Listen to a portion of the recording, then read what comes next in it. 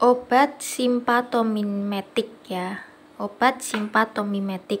Jadi katekolamin eksogen seperti epinefrin dan juga obat simpatomimetik yang lainnya itu sering dikaitkan dengan obstetri regional anestesi. Penambahan epinefrin pada obat anestesi lokal bisa meningkatkan lamanya blokade dan karena lambatnya absorpsi obat akan mengurangi risiko toksisitas sistemik. Akan tetapi, penggunaan epinefrin pada obstetri masih kontroversial yang disebabkan adanya efek yang merugikan pada aktivitas uterus dan perfusi plasenta. Penurunan aliran darah arteri uterina dan asfiksia fetal itu bergantung dari besarnya dosis epinefrin yang diberikan secara intravena pada biri-biri yang normotensif segera sesudah onset epidural anestesia menggunakan 2-kloroprokain 1,5% dengan epinefrin 1:100.000. Nah, sedangkan UPF itu tidak berubah apabila tidak diberikan epinefrin. Sayangnya, obat anestesi lokal itu sendiri tanpa adrenalin juga bisa menyebabkan konstriksi pembuluh darah uterus. Adanya pendapat bahwa semua obat anestesi lokal, yakni kecuali kokain, itu bersifat vasodilator tidak bisa dipertahankan lagi. Pada penelitian in vitro itu terlihat jelas bahwa obat anestesi lokal pada konsentrasi kecil bisa menyebabkan vasokonstriksi dan pada konsentrasi besar itu bisa menyebabkan vasodilatasi. Obat-obat simpatomimetik atau vasopresor itu biasa dipakai untuk mencegah atau mengoreksi hipotensi yang diakibatkan blokade simfatis pada anestesi spinal ataupun epidural.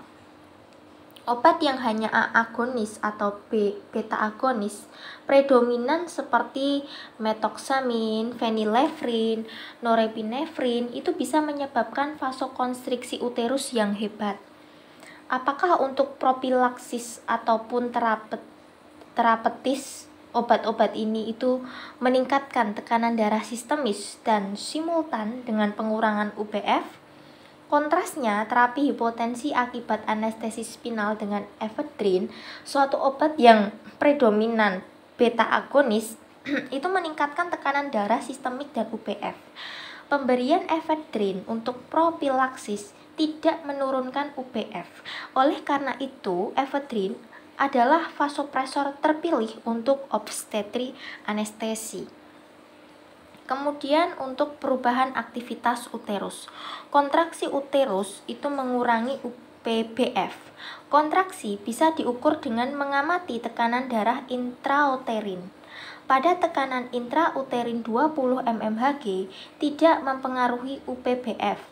Akan tetapi pada tekanan 30 mmHg akan mengurangi perfusi yakni sebanyak 50% dan pada tekanan 40 mmHg perfusi interfili itu akan berhenti.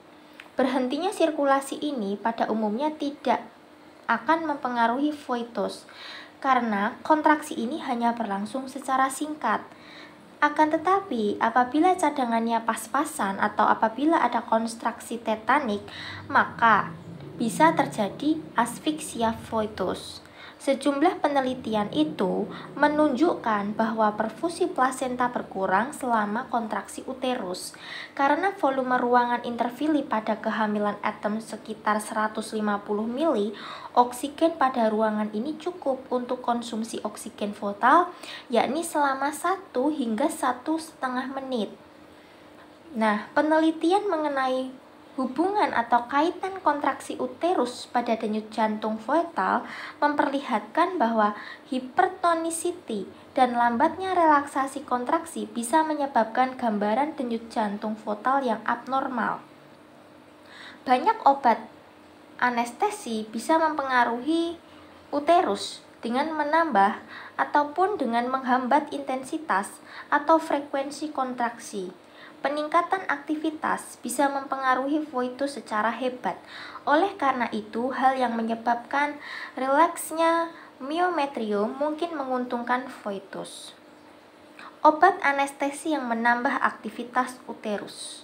Konsentrasi obat anestesi lokal yang sangat besar yang bisa terjadi pada suntikan I5 yang tidak disengaja dapat menyebabkan kontraksi tetanik. Setelah blok paraservikal itu terjadi peningkatan frekuensi kontraksi dan juga penurunan relaksasi. Suntikan prokain intramyometrium pada uterus yang gravid bisa menyebabkan hipertonisitas yang hebat.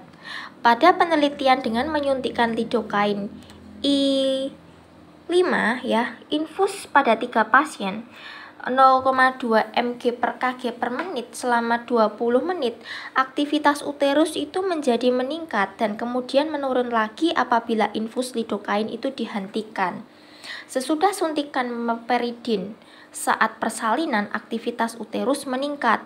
Ketamin berefek meningkatkan tonus dan aktivitas uterus yang relatif terhadap besarnya dosis dan memiliki variasi dengan periode gestasi.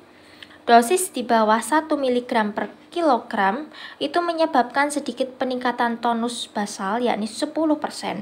Dosis 2 mg per kg menyebabkan peningkatan 40% abortus pada trimester kedua. Dan dosis yang lebih tinggi dari 2 mg per kg itu bisa menyebabkan kontraksi uterus pada kehamilan dini.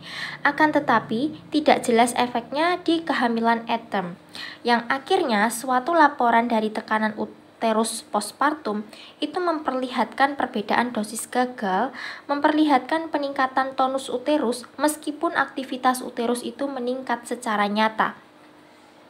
Kemudian yang selanjutnya adalah obat anestesi yang menghambat aktivitas uterus. Beberapa obat anestesi inhalasi itu menyebabkan depresi aktivitas uterus. Halotan adalah obat anestesi inhalasi yang paling umum dipakai apabila dibutuhkan relaksasi uterus yang cepat untuk manipulasi intrauterin. Penurunan kontraksi uterus yang sama terjadi dengan dietil eter, kemudian enfluran dan isofluran. Dosis yang ekuipoten dari halotan, enfluran, dan isofluran itu menimbulkan relaksasi yang sama. N2O dan siklopropan memiliki sedikit pengaruh terhadap uterus. Relaksasi uterus dengan anestetika inhalasi dapat menyebabkan banyaknya pendarahan sesudah atau ketika melahirkan dan respon pada oksitosin mungkin berubah. Penelitian Mark dan kawan-kawan pada tekanan uterus sesudah melahirkan dengan mikrobalon intrauterin sebelum, selama, dan sesudah pemberian halotan atau enfluran dalam konsentrasi yang berbeda-beda. Kemudian, konsentrasi gas anestesi dalam arteri diukur. Frekuensi dan intensitas kontraksi berkurang apabila konsentrasi dalam darah lebih dari 0,5 mAc pada dewasa yang tidak hamil, akan tetapi kembali normal apabila anestesi didangkalkan. Respon pada 10 mu oksitosin itu dilihat pada 0,75 sampai 1 mAc. Pada konsentrasi rendah, yakni sebesar 0,5% halotan atau 1% enfluran, tonus dan kontraksi uterus tidak dikurangi, akan tetapi respon uterus pada oksitosin itu dikurangi. Haruslah hati-hati dalam penggunaan halotan dan isofluran untuk mencegah gangguan metabolik fetal yang diakibatkan penurunan perfusi uteroplasental dalam kaitannya dengan hipotensi maternal. Anestesi yang dalam menggunakan halotan itu dikaitkan dengan fetal acidosis. Apabila diberikan dengan dosis 1 sampai 1,5 mAc yang mana tekanan darah ibu itu sedikit menurun, terjadi vasodilatasi pembuluh uterus dan UPBF meningkat. Akan tetapi tidak terjadi hipoksemia ataupun asidosis metabolik fetal. Dengan lebih dalamnya anestesi, UPBF itu menurun dan foetus menjadi asidosis.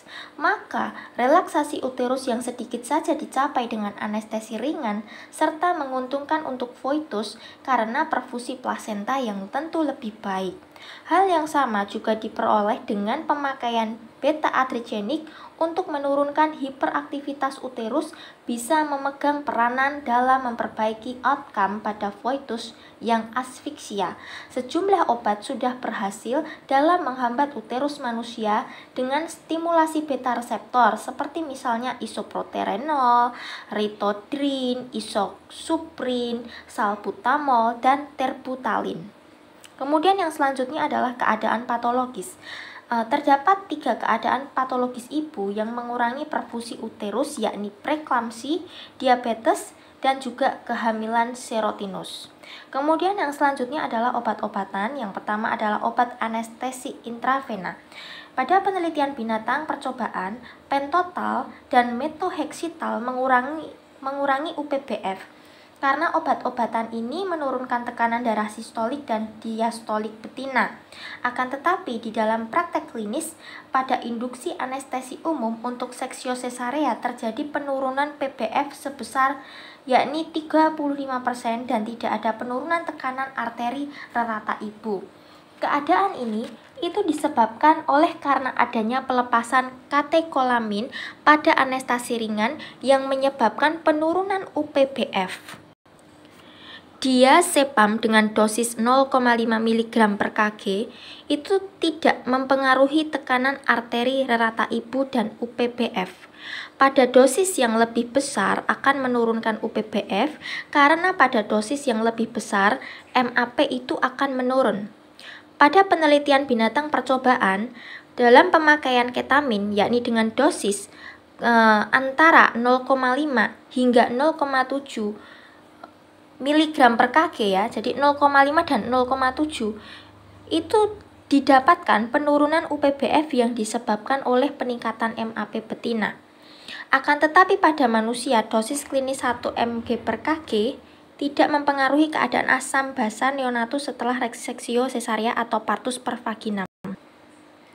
MC Colum dan Dundee itu membandingkan ada 4 macam obat induksi, yaitu pentotal, etomidat, metohexital, dan juga propofol, yakni dengan dosis yang ekuipoten. Propofol itu bisa menyebabkan penurunan tekanan darah yang paling besar. Akan tetapi, etomidat itu paling stabil kardiovaskulernya. Maka, ada penurunan UPBF yang lebih besar dengan propofol daripada dengan etomidat.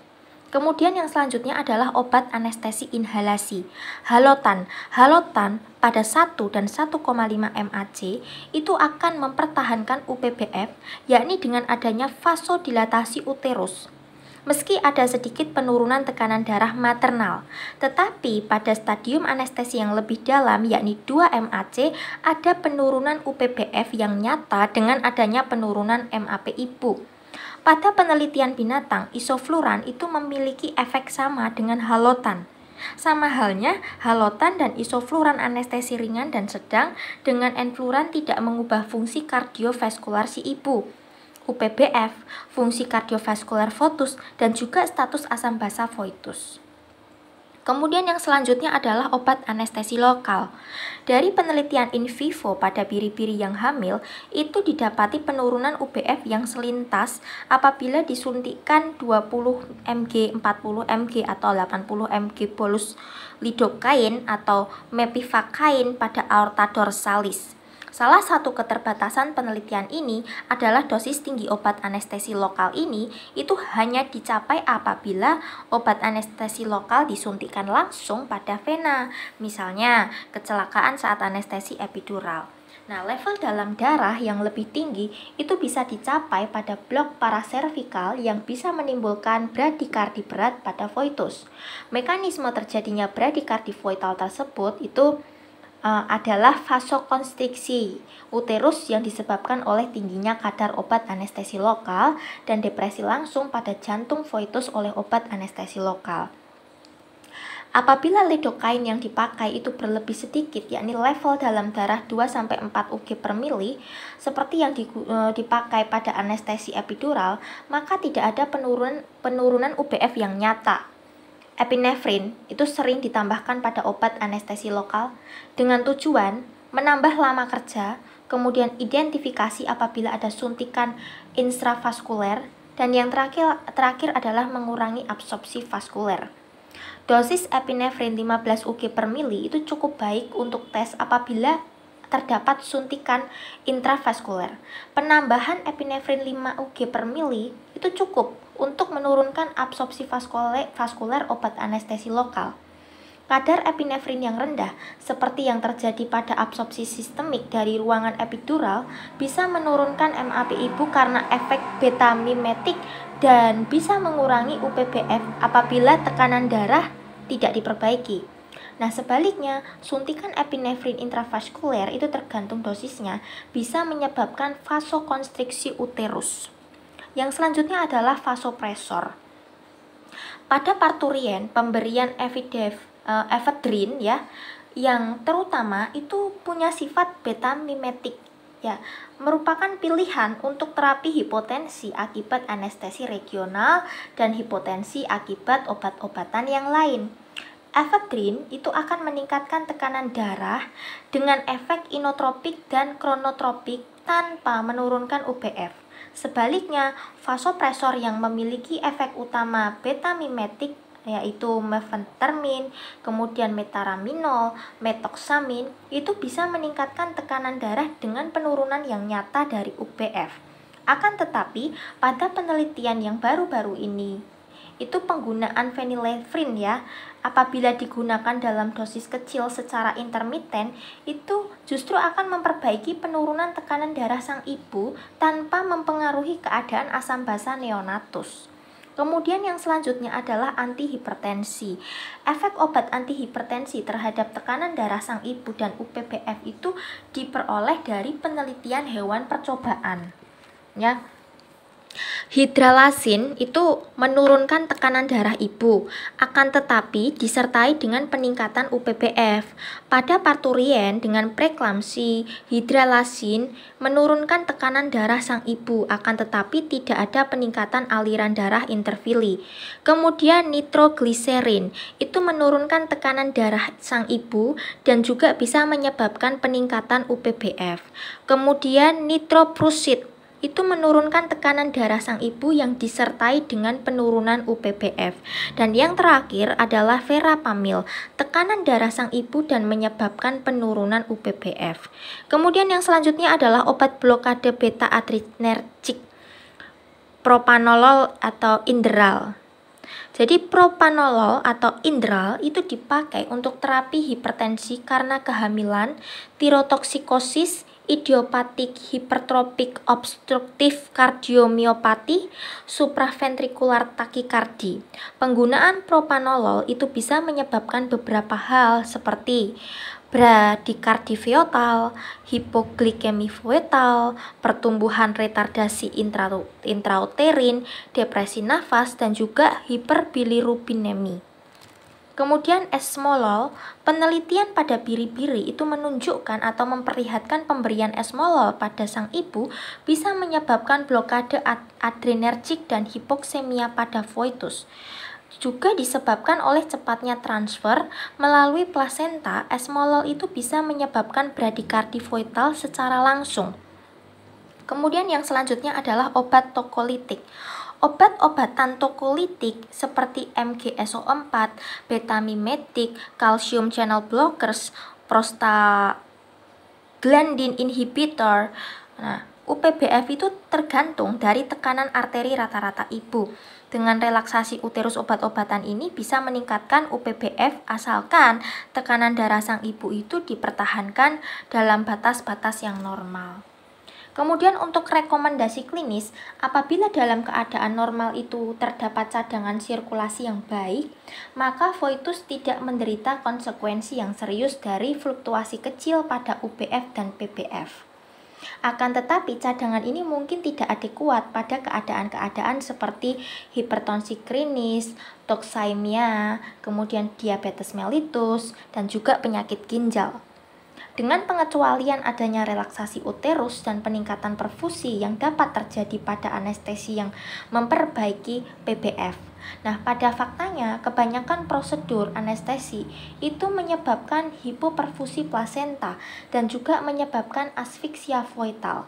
Maka sedapat mungkin hal-hal yang merugikan tersebut itu harus dikurangi dengan beberapa cara, seperti yang pertama adalah posisi pasien itu harus benar untuk menghindari kompresi aortokafal. Dari mulai trimester 2, ibu itu jangan ditransportasi atau diletakkan di dalam posisi supin. Posisi lateral atau posisi miring 30 derajat itu lebih disukai. Kemudian yang kedua itu hindari hipotensi yang biasa terjadi pada anestesi spinal ataupun epidural dengan infus cepat 1 liter kristaloid 20 ml per kg BB. Nah, sebelum memulai pemberian obat anestesi spinal, apabila tekanan darah sang ibu menurun, itu sangat dianjurkan pemberian efedrin. Kemudian yang ketiga, pada anestesi epidural itu harus hati-hati agar jangan sampai terjadi tusukan intravaskuler. Nah, hal ini bukan saja akan mencegah kejang-kejang pada sang ibu, akan tetapi juga mencegah hipoperfusi plasenta. Akan lebih baik itu tidak menambah epinefrin pada obat anestesi lokal karena berefek buruk pada UBF dan tonus uterus. Kemudian yang keempat, hindari hiperventilasi, ya terutama baik dilakukan anestesi umum. Dan yang terakhir adalah cegah atau obati rasa cemas dan juga sakit untuk mencegah peningkatan adrenalin plasma.